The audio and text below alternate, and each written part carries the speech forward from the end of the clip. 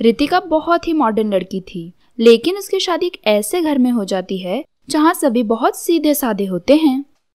अरे बहू, ये क्या पहन रखा है तुमने? मॉम जी, ये मेरा न्यू जीन्स है और टॉप है। बहू, तुम्हें शादी में कितनी साड़ियाँ मिली थी, तुम वो क्यों नहीं पहनती? मॉम जी, साड़ी पहनने की उम्र थोड़ी ना है मेरी, मुझे तो यही सब पसंद है। पर आज तो घर पर मौसी जी आने वाली है ना, उनके सामने ये सब पहनोगी तो अच्छा नहीं लगेगा। इसमें मौसी जी को क्या तकलीफ होगी, पहनना तो मुझे है ना। पर बहू, मौसी जी के सामने? अरे मॉम जी प्लीज, आप ये पुराने जमाने की बातें मत करिए। ठीक है बहू, तुम्हें जैसा ठीक लगे। वैसे भी तुम किसी की सुनोगी तो कहाँ। अरे दीदी, आपकी बहू ने ये क्या पहन रखा है? कहीं जा रही है क्या बहू?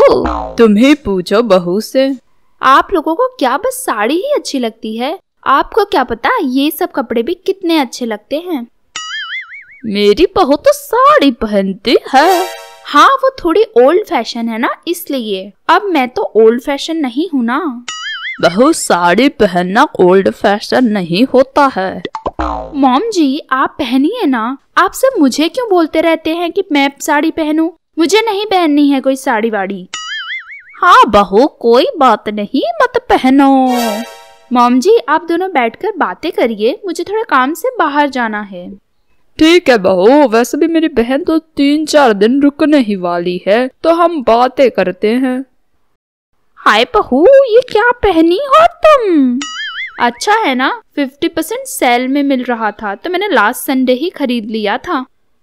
तुम्हारे तो सारे पैर दिख रहे हैं, कितने प्यारे और गोरे गोरे पैर हैं ना। बहू, शादी के बाद ये सब कपड़े अच्छे नहीं लगते हैं। वो तो मॉम जी आपने कभी पहना ही नहीं है ना, इसलिए। मैं तो कहती हूँ एक बार पहन लीजिए, आप पर भी ये सब अच्छा लगेगा। हाय बहू, बुढ़ापे में हमारी दीदी कैसी लगेंगी ये पहन कर? जैसी आप लगोगी वैसी। मैं तो कहती हूँ आप अपनी बहू से भी कहिए ऐसा सब पहनने को। हमारी बहू तो जैसी है वैसी ही ठीक है। ठीक तो सब होते हैं ना मौसी जी, पर सबसे हट के कुछ ही लोग होते हैं। चुप रहो बहू, ये तुम्हारा मायका नहीं है, ससुराल है। यहाँ तुम्हारी नहीं चलेगी, समझी? मायका तो आपका भी नहीं है ना मॉम जी, फिर आपकी कैसे चलेगी? देख रही हो छोटी, बहू की कैसी जुबान चलती है। तुम्हारी बहू ही अच्छी है, साड़ी पहनती है, तुम्हें अच्छे से रखती है, तुम्हारी इज्जत करती है, और क्या चाहिए बहुओं से। तो मॉम जी, साड़ी नहीं पहनती हूँ इसका मतलब ये हो गया कि मैं आपकी इज्जत नहीं करती हूँ? हाँ, वही मतलब हुआ। ठीक है मॉम जी, फिर मैं साड़ी पहनने लगूंगी, तो आपको लगेगा ना कि मैं आपकी इज्जत करती हूँ। फिर बहू वहाँ से चली जाती है। अगले दिन, अरे सावित्री, तुम यहाँ क्यों आ गई? माँ जी, तुम तो 2 दिन का बोल कर आई थी और अब तक घर ही नहीं आई। और ये क्या, आज देवरानी ने साड़ी पहनी है? हाँ भाभी, सब कह रहे थे कि साड़ी में संस्कार दिखते हैं। संस्कार छोड़ो तुम, और सासू माँ घर चलना है या नहीं? अरे बेटा, आज आने ही वाली थी। रितिका, तुम्हें क्या बोले हम? ये हमारी सास इतनी खराब हैं, घर में हमारे काम में जरा भी मदद नहीं करती हैं, यहाँ तक कि खाना बनाने में भी मदद नहीं करती हैं। तो क्या हुआ बहू, बुढ़ापे में तुम्हारी सास से काम थोड़ी होता होगा।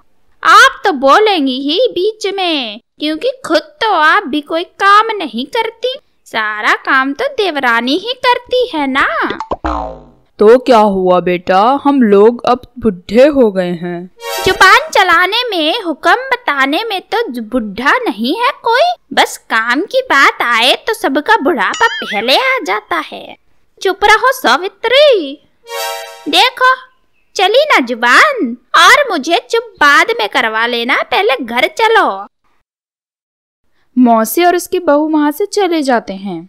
मॉम जी, आप तो कह रही थी कि साड़ी पहनने वालों को बहुत तमीज होती है, सबको तो बहुत इज्जत देती हैं वो जो साड़ियाँ पहनती हैं। अब आपने देख ही लिया अपनी आंखों से कौन किसको कितनी इज्जत देता है।